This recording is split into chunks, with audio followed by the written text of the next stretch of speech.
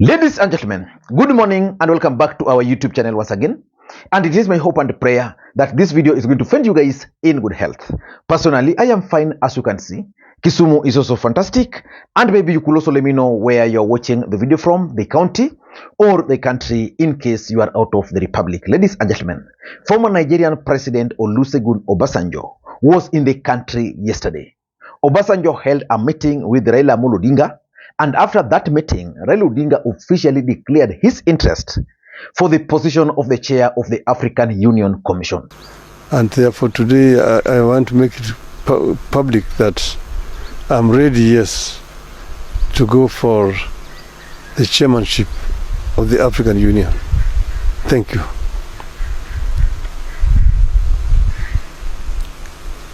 And of course, Obasanjo also ended up endorsing Raila Odinga's bid for the chairmanship of the African Union Commission. Then after the meeting with Raila Odinga, Obasanjo headed straight to where William Ruto was in Murang'a, and he also held a meeting with William Ruto and his deputy Rigathi Gachagua in Murang'a. How are you, sir?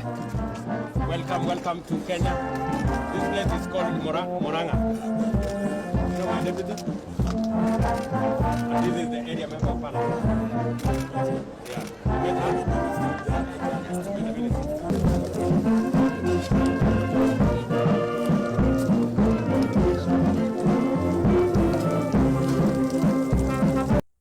So what was the objective of William Ruto's meeting with Obasanjo after the meeting with Raila Odinga? Because we all remember that in July last year, General Obasanjo silently arrived in the country and headed straight to Mombasa, where William Ruto and Raila Odinga held some secret meeting, which culminated into the bipartisan talks.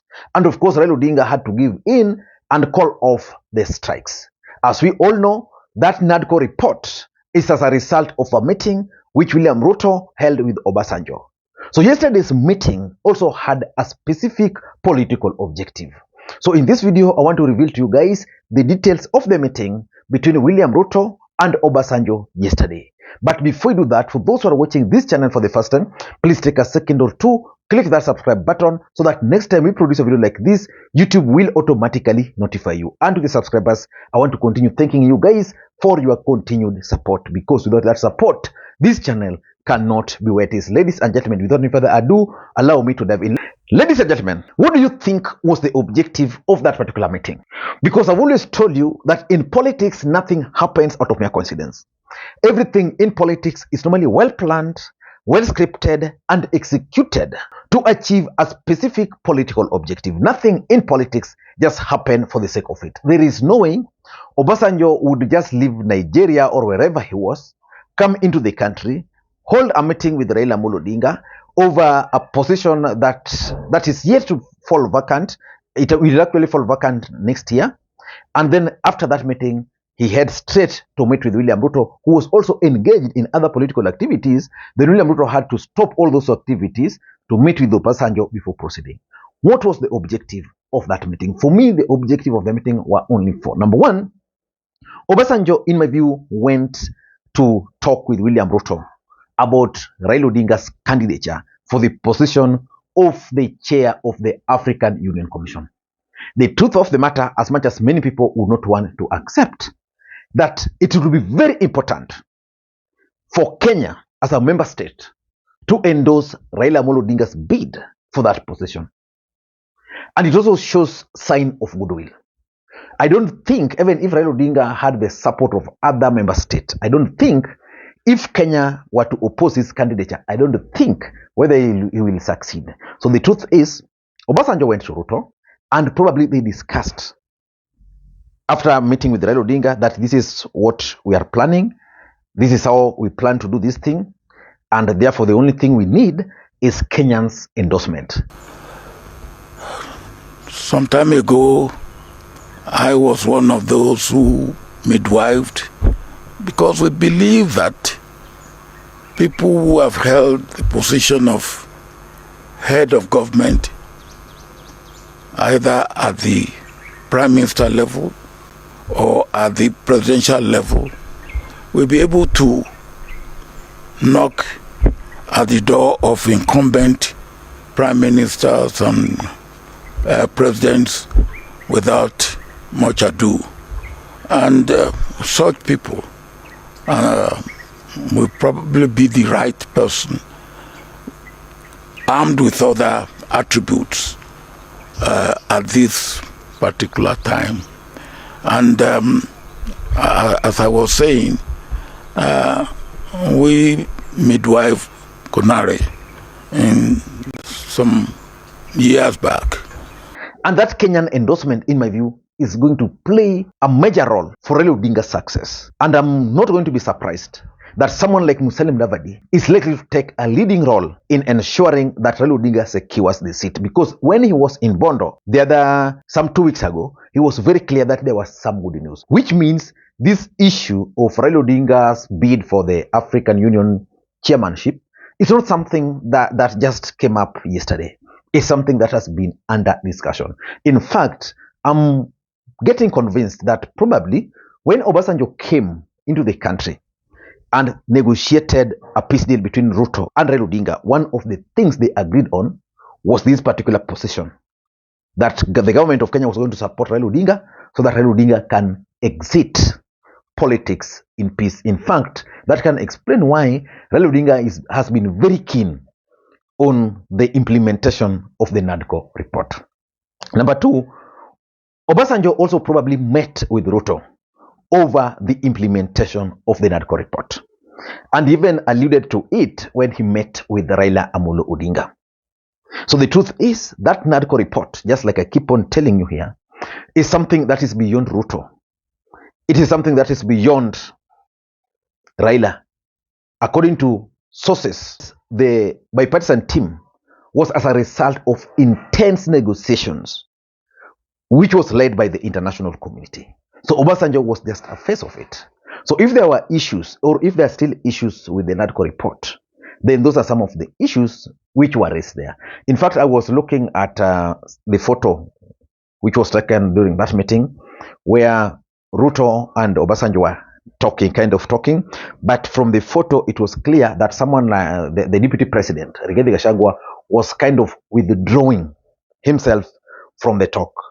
So I was like, any body language expert can try and explain to us what you are observing here. Why do you think Rigathi Gachagua was leaning away from Ruto and Obasanjo, while Obasanjo and Ruto were like putting their heads together?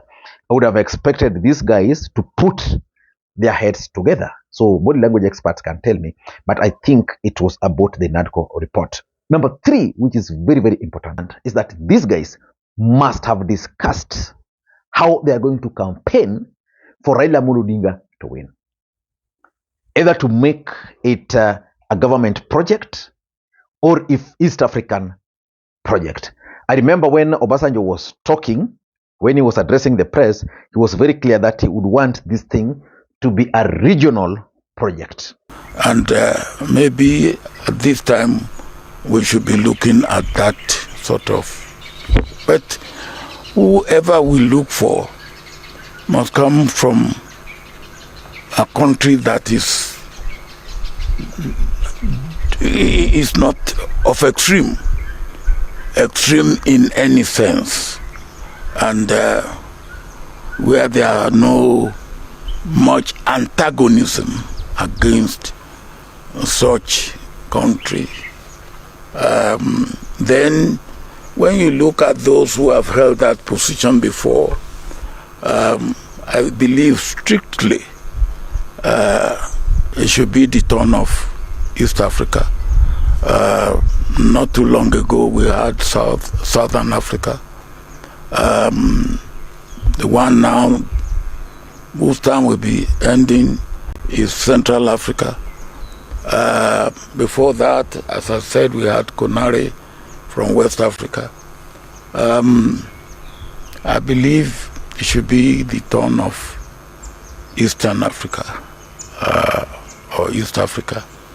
And can we find such a person?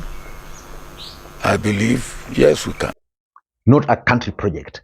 Because for Raila Amolo Odinga, he would also not want, for political reasons, to be seen to be being pushed by Kenya Kwanza government or by William Ruto for that matter So those are some of the issues. Of course, William Ruto would also want to take credit for the success. If Raila Odinga were to lobby and successfully gets elected, then Ruto would definitely take credit for it. And lastly, I'm also 100% sure that Obasanjo met with Ruto over the demand. I'm going to support Raila. We are planning to support him as a government or as a country. But what do we get in return? What do we get in return? Because politics is not just like that. Politics is about interest. If the African Union is going to serve Raila Odinga's interests, what interests of William Ruto will it be serving? So I'm convinced that that was also discussed. I don't know what you think, but that's my take. Let me know in the comment section if you still believe that Raila Odinga has a chance. The truth of the matter is that if a proper lobbying was to be conducted, he can win. But of course, the Central Africa, those countries, they can sometimes be very difficult, because if you look at the history of the African Union, it kind of they control it. So it will take a lot of effort for Raila Odinga to win. I don't know what you think. That's my take. Until next time. But what's next for ODM as a political party? That is my next video. Until that time, bye-bye.